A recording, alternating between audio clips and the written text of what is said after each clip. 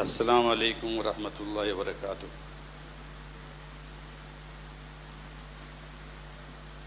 نحمدہ ونصلی علی رسولہ الکریم، اما بعد۔ صدر عالی قدر، دیگر اسٹیج پہ تشریف فرما معزز مقالہ نگار حضرات، سامعین کرام، علماء اعظام، مشائخین کرام، خصوصاً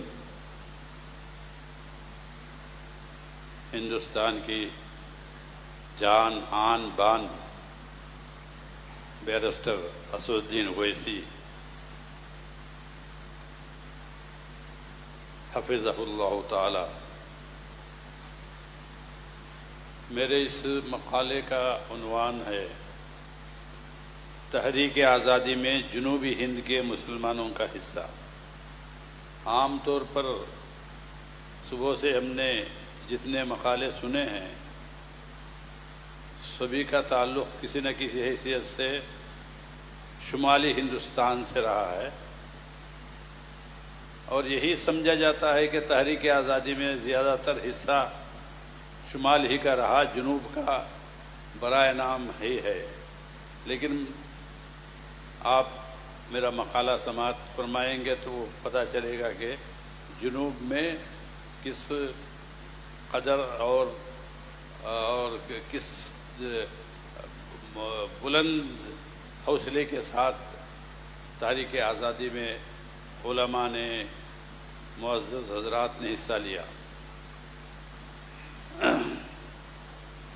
کوئی بھی تحریک، چاہے وہ سیاسی ہو، سماجی ہو یا علمی و ادبی، اپنے مخلص علمبرداروں اور بے لوث خدمت گزاروں کی وجہ سے زندہ و تابندہ رہتی ہے۔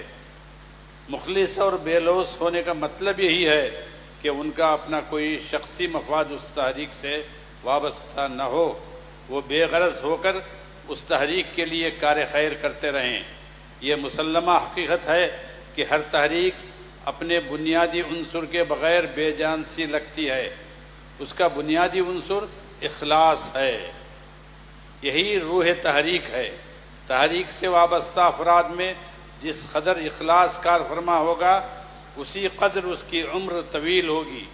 بسا اوقات تحریک اپنے بانی و مؤسس کے قوی تر خلوص کی وجہ سے صدیوں تک جاری و ساری اور تازہ و شگفتہ رہتی ہے۔ اس پر مایوسی کے بادل سایہ فگن نہیں رہتے اور خزاں رسیدگی برائے نام بھی نہیں ہو پاتی، بلکہ وہ تحریک ہر دور اور ہر حال میں روشن و تابندہ رہتی ہے۔ یہی فطرت کا قاعدہ اور قدرت کا فیصلہ ہے۔ آزادی ہند کی جد و جہد کے بانی و مبانی سلطنت خداداد کے حکمران سلطان فتح علی معروف بہ ٹیپو سلطان ابن نواب حیدر علی خان بہادر تھے۔ بر صغیر ہند پاک میں سب سے پہلے انگریزوں کی سازشوں اور ان کی ریش دوانیوں کو پہچان کر انہیں ملک بدر کرنے کی سعی سلطان ٹیپو نے کی تھی۔ آپ نے اپنے اطراف موجود ریاستوں سلطنت آصفیہ، مملکت والاجاہی اور ریاست مراٹھواڑ کو بھی انگریزوں کی مکاریوں سے واقف کرایا اور انگریزوں کو سرزمین ہند سے بے دخل کرنے میں ان کی مدد چاہی، مگر تاریخ گواہ ہے کہ ان حکمرانوں نے اپنے مفادات اور اپنی مجبوریوں کے تحت سلطان ٹیپو کا ساتھ دینے سے انکار کر دیا۔ اپنی کوشش بار آور نہ ہونے کے باوجود سلطان نے خود انگریزی فوج سے مقابلہ کیا اور اپنے چند مخلص سپہ سالاروں اور سپاہیوں کو لے کر خوب داد شجاعت دی۔ تنہا بے جگری سے لڑتے ہوئے دشمن کے کئی سپاہیوں کو تہہ تیغ کر دیا، مگر افسوس کہ حکومت میں شریک میر صادق جیسے چند غداروں کے مکر و فریب کی وجہ سے آخرکار میسور کی چوتھی جنگ میں بتاریخ 4 مئی 1799 عیسوی مطابق 1213 ہجری سلطان ٹیپو جیسے جیالے بہادر کو جام شہادت نوش کرنا پڑا۔ اس جنگ میں سلطان کے ساتھ نواب حیدر علی خان کے نسبتی برادر سلطان کی سوتیلی ماں محترمہ بخشی بیگم صاحبہ کے حقیقی بھائی سدوٹ ضلع کڑپا آندھرا پردیش کے نواب میانہ حلیم خان ابن نواب میانہ عبد المجید خان نے بھی دشمنوں کا صفایا کرتے ہوئے اپنی جان جاں آفریں کے حوالے کر دی۔ سلطان کی شہادت کے بعد انگریزوں کا سپہ سالار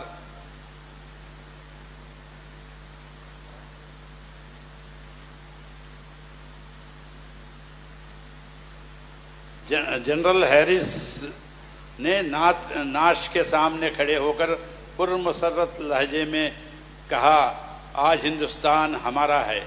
اس جنرل کو قدرت کے قانون تنظیم کا علم نہیں تھا کہ تحریک آزادی کے بانی سلطان شہید کے اخلاص کی گہرائی و گیرائی اسے پائے تکمیل تک پہنچا کے رہے گی، اور سطح زمین پر بظاہر خشک نظر آنے والے آزادی کے چشمے زیر زمین رواں دواں رہتے ہیں۔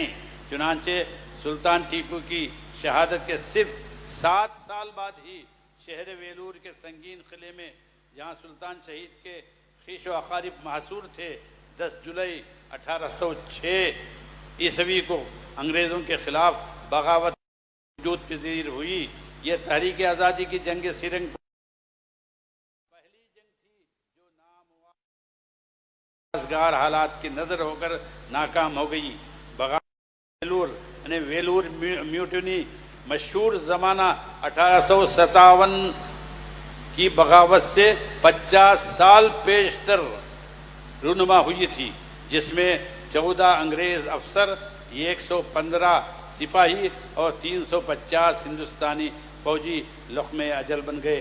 علاوہ ازیں تقریباً 350 افراد شدید زخمی بھی ہو گئے۔ جنوبی ہند کی ریاستیں دکن کی آصف جاہی، کرناٹک کی والا جاہی اور میسور کی وڈیاری، سبھی حکومتیں انگریزوں کے نہ صرف حلیف تھے بلکہ ان کے زیر سرپرستی بظاہر عنان حکومت سنبھالے ہوئے تھے۔ اسی لیے ان ریاستوں میں آزادی کی تحریک کو عمومیت حاصل نہ ہو سکی۔ اگر کہیں کہیں اس کی بازگشت سنائی دیتی تو اسے سختی سے دبایا جاتا اور حریت کی آواز بلند کرنے والے کو پابند سلاسل کیا جاتا، یہاں تک کہ وہ اپنی جان سے ہاتھ دھو بیٹھتا۔ دکن کی عظیم ریاست آصفیہ کے بانی نواب میر قمر الدین نظام الملک آصف جاہ اول کے بعد یہ ریاست اپنی خود مختاری کے باوجود ایسٹ انڈیا کمپنی کے انگریز افسروں کے زیر تسلط رہی۔ آصف جاہ اول کے فرزند میر نظام علی نظام الملک بہادر آصف جاہ دوم کے دور اقتدار میں کرناٹک کے حاکم نواب محمد علی والا جاہ نے سرکار کمپنی اور حکومت نظام کے درمیان صلح صفائی کرائی اور مضبوط دوستی کی نیو ڈالی۔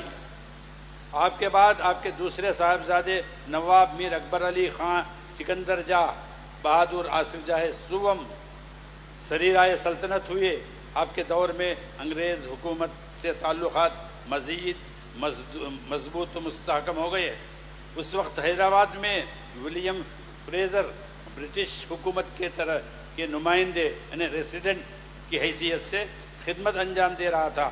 اس نے دہلی میں موجود اپنے آقاؤں کو خبر دی کہ آصف جاہ سوم نظام حیدرآباد کے تیسرے صاحبزادے نواب مبارز الدولہ بہادر نے اپنے رفقا کی فوج تیار کر رکھی ہے تاکہ انگریزوں کا قتل کر کے حکومت پر قبضہ کر لیا جائے۔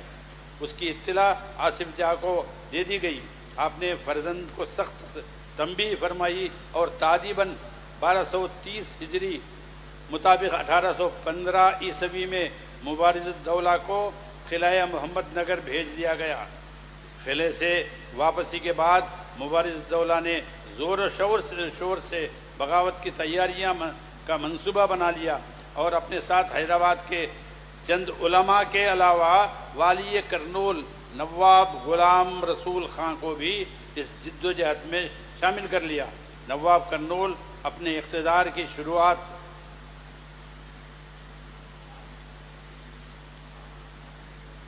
شروعات سے انگریزوں سے براہ راست جنگ 23 اگست 1853 عیسوی تک قدم قدم پر ان کی مخالفت کرتے رہے۔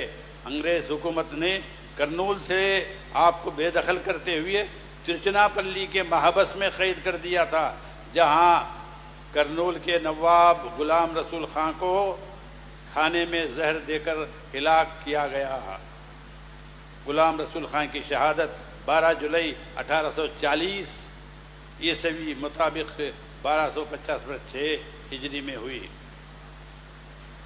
نواب مبارز کو تحریک حریت کا اہم حصہ بنانے میں مشہور انقلابی بزرگ حضرت سید احمد شہید کے خلیفہ مولانا ولایت علی عظیم آبادی کا بڑا عمل دخل رہا ہے۔ سید احمد شہید کی تحریک کے زیر اثر اس کی اشاعت کے لیے جب مولانا ولایت علی حیدرآباد تشریف لائے تو آپ کی دعوتی سرگرمیوں سے متاثر ہو کر نواب مبارز الدولہ اور نواب غلام رسول خان ابن نواب الف خان مولانا کے مرید و حلقہ بگوش ہو گئے۔ اس کے بعد نواب صاحب کی دیوڑی تحریک حریت کا مرکز بن گئی۔ نواب صاحب نے انگریزوں کے خلاف بغاوت کو کامیاب بنانے کے لیے اپنی سرگرمیاں تیز کر دی۔ آپ کے دولت قدے پر علماء کا جم غفیر ہونے لگا۔ اس کاروائیوں کے دوران آصف جائے سوم کی وفات ہو گئی اور آپ کے بڑے فرزند فرخندہ علی خان ناصر الدولہ شہید نے انانی حکومت اپنے ہاتھ میں لی تھی۔ حکومت کے جاسوسوں نے نواب ناصر الدولہ کو یہ اہم خبر دی کہ ان کے بھائی نواب مبارز الدولہ انہیں اس لیے قتل کرنا چاہتے ہیں کہ ان کے انگریزوں کے ساتھ مضبوط مستحکم روابط ہیں اور یہ اور ان کے ساتھی انگریزی فوج کے مسلمان سپاہیوں میں بغاوت کے جذبات پیدا کر رہے ہیں جو مدراس اور سکندرآباد کی چھاونیوں میں رہتے ہیں۔ اس کی اطلاع ملتے ہی حکومت حرکت میں آ گئی۔ چنانچہ نواب مبارز الدولہ اور ان کے رفقا مولانا محمد سلیم، مولانا قاضی محمد آصف، مولانا لال محمد عبدالباری، مولانا سید محمد عباس، مولانا عبدالرزاق، مولانا سید قاسم، مفتی فخر الدین، مولانا شجاع الدین وغیرہ افراد کو گرفتار کر لیا گیا اور بتاریخ 13 ربیع الاول 1255 ہجری ان پر مقدمہ چلایا گیا۔ مقدمہ ماہ مارچ 1840 عیسوی میں فیصلہ ہوا۔ مقدمے کا ماہ مارچ 1840 عیسوی میں فیصلہ ہوا۔ نواب مبارز الدولہ کو حبس دوام کی سزا ہوئی۔ انہیں گولکنڈے کے حوالات میں رکھا گیا جہاں وہ 15 سال تک قید و بند کی صعوبتیں برداشت کرتے رہے۔ آخرکار 22 جون 1850 پر 4 عیسوی مطابق 1270 ہجری کو راہی ملک عدم ہو گئے۔ درگاہ حضرت برہنہ شاہ کے احاطے میں تدفین عمل میں آئی۔ یہ نواب مبارز الدولہ کے بارے میں کسی نے نہیں کہا تھا۔ جو حضرات حیدرآباد سے تعلق رکھتے ہیں وہ معلوم کر لیں کہ حیدرآباد میں نواب مبارز الدولہ نے سب سے پہلے آزادی کا علم بلند کیا۔ ہندوستان کا اولین جمہوری مدرسہ جامعہ باقر صالحات ویلور کے مؤسس و بانی وہاب العلوم شمس العلماء شیخ عبد الوہاب قادری نقشبندی حضرت خطب ویلور علیہ الرحمہ کے مجاز و خلیفہ خاص تھے۔ علاوہ وہاب العلوم نے عظیم مجاہد حضرت حاجی امداد اللہ مہاجر مکی اور خیوم دورہ حضرت شاہ فضل رحمہ صدیقی نقشبندی گنج مراد آبادی تلمیذ شاہ عبدالعزیز محدث دہلوی سے راہ طریقت و معرفت میں اجازت و خلافت حاصل کی تھی۔ یہی وجہ ہے کہ آپ کے قائم کردہ عظیم مدرسے باقر صالحات کے فارغین و منتسبین میں جذبہ آزادی کوٹ کوٹ کر بھرا ہوا تھا۔ ان میں سے کئی حریت کے علمبردار نکلے اور کئی جیالوں نے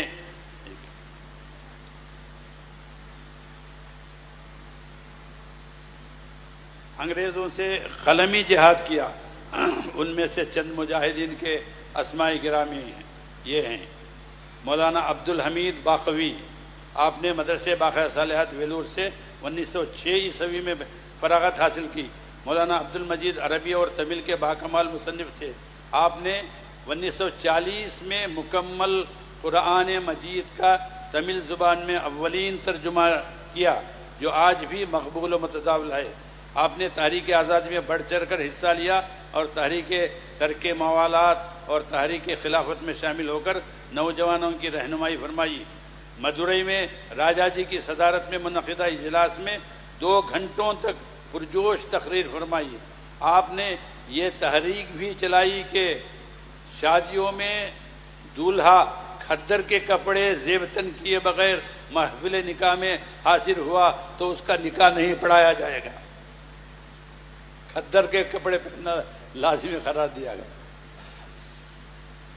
دوسرے منی مشی مولانا یم جے خلیل الرحمن باقوی، آپ کی ولادت 1905 میں بمقام پلے پٹی ضلع کرور تمل ناڈو ہوئی۔ آپ مدرسے باصلاحات ویلور کے تعلیمی یافتہ تھے۔ آپ نے منی مشا کے عنوان سے تمل زبان کا مجلہ شائع کیا تھا جو مدت تک جاری رہا۔ یہی وجہ ہے کہ آپ کو منی مشی مولانا کے نام سے جانا جاتا ہے۔ آپ نیتا جی سبھاش چندر بوس کے ساتھ 30 دن تک برما میں قیام پذیر رہ کر ان کی تقریروں کا تمل میں ترجمہ کیا۔ آپ نے 1940 پر 1 سے 40 پر 5 سال انڈونیشیا میں قیام کیا اور وہاں سے ہندوستان کی آزادی کے لیے مجاہدین کو تیار کرنے میں لگے رہے۔ آپ کی تقریریں ریڈیو سیلون سے نشر ہوتی رہی۔ مولانا حاجی محمد، آپ کا وطن عزیز تمل ناڈو کا مشہور شہر مدورئی ہے، جہاں 1303 ہجری میں آپ کا جنم ایک دیندار گھرانے میں ہوا۔ آپ فارسی اور اردو کے جید عالم تھے۔ آپ نے 1917 میں ہوم رول موومنٹ میں حصہ لیا۔ 1921 عیسوی میں بمقام نلے کتے قید کر لیے گئے۔ 1921 میں گاندھی جی کی حاضری شہر مدورئی میں ہوئی تو آپ گاندھی جی کے ساتھ ہو گئے۔ محترم اویسی صاحب ذرا توجہ فرمائیں کہ یہ 1921 میں گاندھی جی جب مدورئی کے نلے کٹے شہر میں آئے تو گاندھی جی نے اسی نلے کٹے شہر میں اپنی قمیص اتار پھینکی تھی اور عمر بھر تہبند پر گزارا کیا تھا۔ مولانا عبدالوحید خان میسوری، آپ مسلم ویلور کے نام سے مشہور ہیں۔ آپ کی ولادت سری لنک پٹن میں ہوئی۔ والد صوبیدار محمد اعظم خان چند سال بنگلور میں فوج سے وابستہ رہے، پھر آپ ویلور منتقل ہو گئے جہاں آپ نے اپنے صاحبزادے عبدالوحید کو 1890 پر 4 میں ہندوستان کے قدیم خانقاہی مدرسہ دارالعلوم لطیفیہ میں داخل کروایا۔ آپ نے 1903 میں دارالعلوم لطیفیہ سے سند فراغت حاصل کی۔ آپ نے دوران طالب علمی ہی میں ملک کے حالات پر غور کیا اور اپنے اساتذہ سے مشورے کے بعد تحریک آزادی سے وابستہ ہو گئے۔ آپ چونکہ پرجوش ولولہ انگیز مقرر تھے،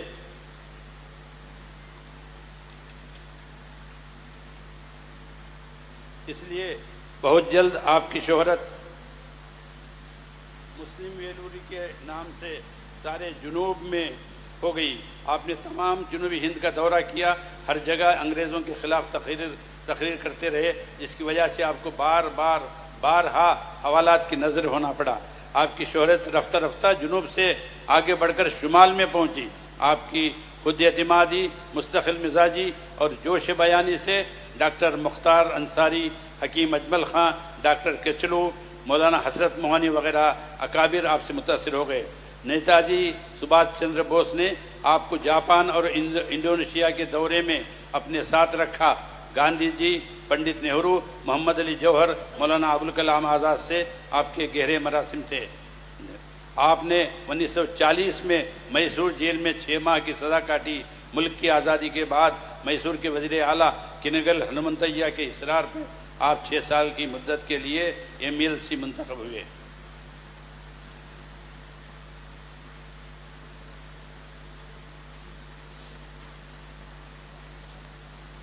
مذکورہ بالا مشاہیر کے علاوہ تمل ناڈو کے بہت سے اکابر و اساغر نے تحریک آزادی میں اخلاص کے ساتھ حصہ لیا اور اپنی سرزمین کو غاصبوں کے چنگل سے آزاد کرنے کی بھرپور سعی کی۔ 1920 میں گاندھی جی نے عدم تعاون کی تحریک پیش کی۔ مدرئی خلافت کمیٹی کے صدر حکیم سید ابراہیم، سید امام جعفر، سید امام الدین وغیرہ نے تحریک کی حمایت کی۔ 19 اکتوبر 1920 میں ٹنڈیگل کے مجسٹریٹ جمال ابراہیم نے اپنے عہدے سے استعفیٰ دے دیا۔ مولانا صاحب کو جوشیلی تقریر کرنے کی عوض میں 2 سال سخت قید سخت کی سزا دی گئی۔ کمم پیر محمد پاولر نے اپنے عہدے سے، وہ انسپکٹر تھے، اپنے عہدے سے انہوں نے بھی استعفیٰ دے دیا۔ یہ ایک مصنف جناب مختار بدری نے اپنی مؤخر تصنیف تمل ناڈو میں مسلمان میں تقریباً 350 مجاہدین آزادی کے اسماء گرامی اپنی کتاب میں انہوں نے ذکر کیا۔ اتنا ہی نہیں، ان مجاہدین کو کس شہر میں گرفتار کیا گیا، کس تحریک کے تحت پکڑے گئے، انہیں کتنی سزا دی گئی اور کس شہر کے حوالات میں قید کیے گئے، ان تمام تفصیلات کا ذکر انہوں نے کیا ہے۔ اور اصول تحقیق کو مد نظر رکھتے ہوئے حکومت کے خفیہ دستاویزات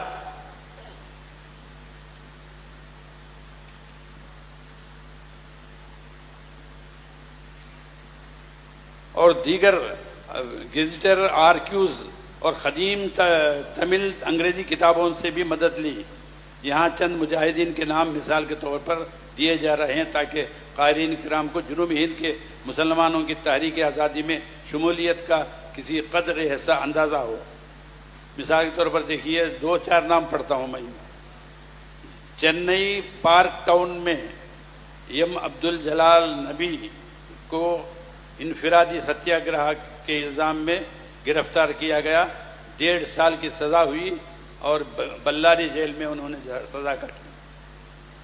اسی طرح چنگل پیٹ کے یہ حمید خان تحریک عدم تعاون میں گرفتار ہوئے، 9 ماہ سزا ہوئی، چنئی سینٹرل جیل میں انہیں رکھا گیا۔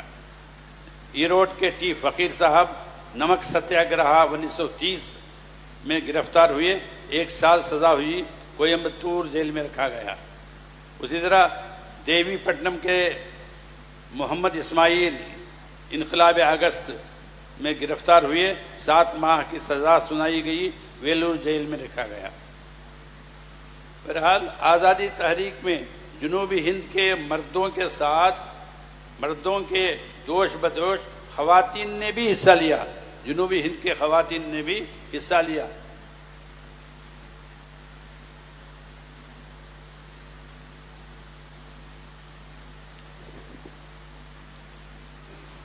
چنانچہ آمبور کی بیگم عبدالسلام نے اپنی دختر کی شادی کے لیے جو زیور رکھے تھے انہیں فروخت کر کے اس کی رقم تحریک کی نظر کر دی۔ جناب محمد علی کی صاحبزادی پیاری جی کا نکاح 1909 عیسوی میں ٹنڈیگل شہر کے محلہ بیگم پور میں محترم ننھے صاحب سے ہوا۔ پیاری صاحبہ اور ان کے شوہر ننھے صاحب آزادی کی تحریک میں شامل ہوتے رہے۔ دیسی شراب کی دکانوں کے سامنے مردوں کے ساتھ خواتین بھی مظاہرہ کیا کرتی تھیں۔ علاوہ ازیں خواجہ میاں راؤتر جو ترچناپلی میں آرٹس اینڈ سائنس کالج جو ہے، جمال محمد آرٹس اینڈ سائنس کالج، اس کے بانی ہیں یہ راؤتر صاحب۔ خواجہ میاں راؤتر نے 5,000 روپیوں کی لاگت سے کھدر کا کارخانہ قائم کیا اور اپنی بہت ساری جائیداد اور زمینیں تحریک کے لیے وقف کر دی۔ اسی طرح ایک دلچسپ تاریخی واقعہ قابل مطالعہ ہے جس سے جنوبی ہند کے مسلمانوں کی تحریک آزادی کے لیے دام درم سخنے کی گئی نصرت و تائید کا واضح ثبوت فراہم ہوتا ہے۔ واقعہ یہ کہ شہر بنگلور کے رئیس تجار مولانا مودی عبدالغفور ایک تاجر کے علاوہ بلند پایا دانشور اور صوفی اور صافی بھی تھے۔ آپ بر صغیر کے مشہور معروف بزرگ حضرت مولانا سید شاہ سلیمان پھلواروی کے خلیفہ خاص اور دارالعلوم ندوۃ العلماء لکھنؤ کے رکن رکین بھی تھے۔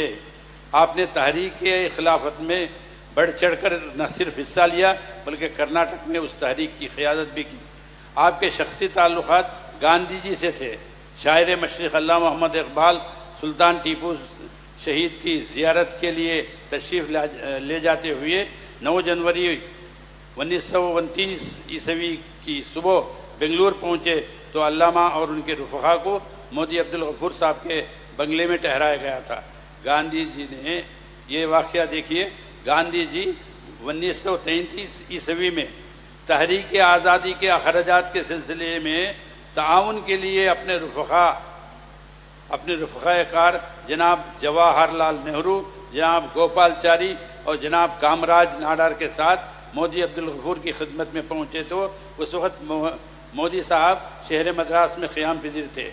مودی نے گاندھی جی اور ان کے ساتھیوں کو اپنے دوست سابق شریک تجارت نواب سی عبدالحکیم کے دفتر لے آئے اور گاندھی جی کے ساتھ حاضر ہونے کی غرض و غایت سنائی تو نواب صاحب فوری 1 لاکھ کا چیک جناب مودی صاحب کے ہاتھ میں تھمایا۔ 1933 میں 1 لاکھ آج پتہ نہیں کتنے کروڑ ہیں۔ مودی صاحب نے یہ چیک گاندھی جی کے حوالے کیا تو سب حاضرین اتنی خطیر رقم دیکھ کر دنگ رہ گئے۔ چپکے سے کامراج ناڈر کو، جو اس وقت کم عمر تھے، نواب صاحب کے مکان کے قریب واقع اسکاٹ لینڈ بینک بھجوایا اور دریافت کیا گیا کیا اس چیک سے رقم نکالی جا سکتی ہے۔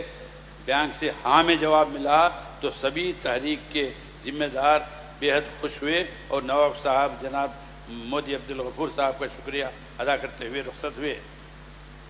ہندوستان میں تحریک یہ ایک نقطے کی طرف آپ حضرات یہاں اصحاب دانش و بینش موجود ہیں، یہ ایک نقطے کی طرف توجہ مبذول کرانا چاہتا ہوں۔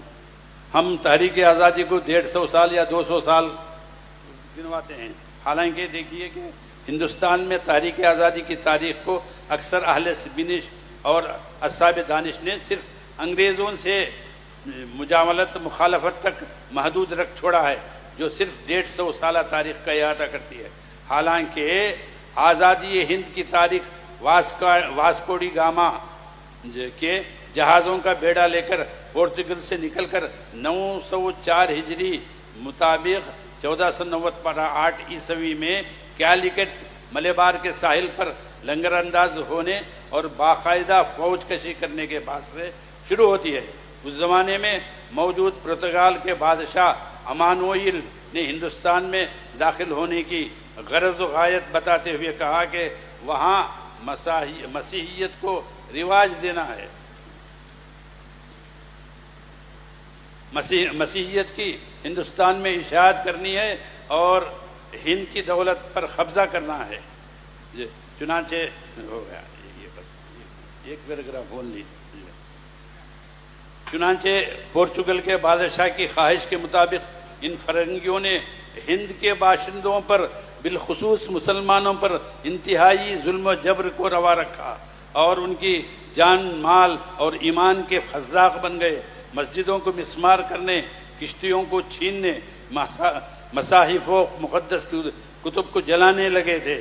علاوہ ازیں صلیب کو سجدہ کرانے کے لیے تشدد کرنے، رسول اکرم صلی اللہ علیہ وسلم کی شان میں نازیبا الفاظ استعمال کرنے، مسلمانوں کو نظر سلاسل کرنے بالخصوص علماء و شرفاء کی تذلیل کرنے میں انہیں لذت محسوس ہوتی تھی۔ یہاں تک کہ مسلمانوں کے نوجوانوں اور خواتین کو زندہ دیواروں میں چن دینے کو اپنا نصب العین بنا لیا تھا۔ اس صورتحال کے پیش نظر ملبار کے علماء کرام نے اس دور میں براہ راست ان ظالموں سے نبرات آزما ہونے کی ٹھانی اور ان پرتگالیوں سے جہاد کرنے کو فرض عین قرار دیا۔ یہ اس وقت کی بات ہے جبکہ انگریز کا ہندوستان میں دور دور تک پتہ نہیں تھا۔ میں نے علماء اکرام کا جنہوں نے اس وقت جہاد کیا پرتگالیوں سے، تمام کا ذکر کیا ہے۔ میرا تفصیلی مضمون ذمہ داریوں کو میں نے دے دیا ہے، آپ اس سے اگر وہ مضمون چھپتا ہے تو پڑھ لیں۔ میں شکر گزار ہوں آپ حضرات کا کہ آپ نے سما خراشی برداشت کی اور مجھے تسلی سے صبر سے سنا، اور میں خصوصاً جناب اویسی صاحب کا شکر گزار ہوں اور ان کے ساتھیوں کا شکر گزار ہوں کہ انہوں نے مجھے یہ موقع فراہم کیا۔ وآخر دعوانا ان الحمدللہ رب العالمین۔ السلام علیکم۔ سنشائن ہربل لے کر آیا ہے مایوس شادی شدہ مردوں کے لیے ایک نایاب نسخہ، 100% اثردار اور طب نبوی سے تیار کردہ آیورویدک دوا، ساتھ ہی موٹاپا کم کرنے اور وزن بڑھانے کے لیے بہترین نایاب نسخے، علماء کرام کے لیے کاروبار کرنے کا سنہرا موقع۔ مزید تفصیلات کے لیے ابھی کال کریں۔ چوکو اسٹار اعلیٰ کوالٹی کے عمدہ لذیذ چاکلیٹس، علماء حفاظ اور تجارت کرنے والوں کے لیے بہترین موقع۔ چوکو اسٹار اورنگ آباد۔ مزید تفصیلات کے لیے ابھی کال کریں۔